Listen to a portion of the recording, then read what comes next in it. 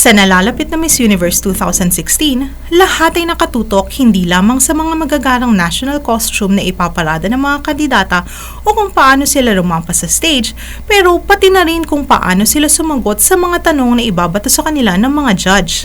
Sa ngayon, wala pang inilalabas na listahan ng Miss Universe organization kung sino-sino ang mga judge sa nalalapit na coronation night.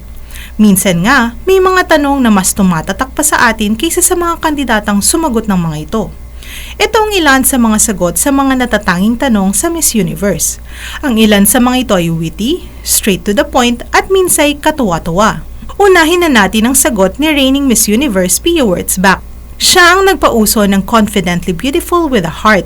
Ito na madalas ang ginagamit na sagot sa mga pagkakataong may pagdududa o nakakaramdam ng kahinaan sa isang bagay. Confidence boost, kumbaga. Kung ikaw ang tatanungin, what is the essence of being a woman, siguro ay hindi mo ito kaagad masasagot. Pero si Miss Universe 1994 Sushmita Sen ay walang hirap at confident na sinabi, I think being a woman by itself, the very fact that you're a woman is a gift of God, which all of us must appreciate. The origin of a child is a mother and is a woman.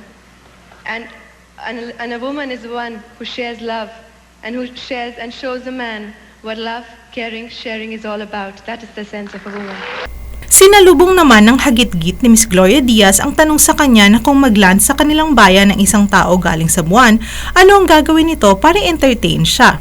Si Margarita Moran naman ay naging praktikal at honest sa kanyang sagot na kung mayroon siyang $1,000,000 sa oras na yon, ano ang kanyang gagawin.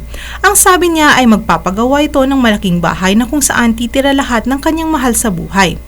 Naging politically correct naman si Diana Mendoza ng Venezuela nang tanungin siya kung sino ang may mas magaan na buhay, ang lalaki ba o babae. Parte ng kanyang sagot ay, the difference is that men think that the faster way to go to a point is to go straight, and women know that the faster way to go to a point is go the curves and fix every curls. Napapanahon naman ngayon ang tanong na ibinato kay Binibining Pilipinas Universe Janine Tugonan sa final question ng Miss Universe 2012. Kung ang wikang Ingles ba ay kailangang maging prerequisite. Ayon kay Janine, for me, being Miss Universe is not just about knowing how to speak a specific language. It's being able to influence and inspire other people. So whatever language you have, as long as your heart is to serve and you have a strong mind to show to people, then you can be Miss Universe. Thank you. Para sa special report ng Alam Ba News, RH49 Rita Salonga, naglilingkod sa pagbabalita.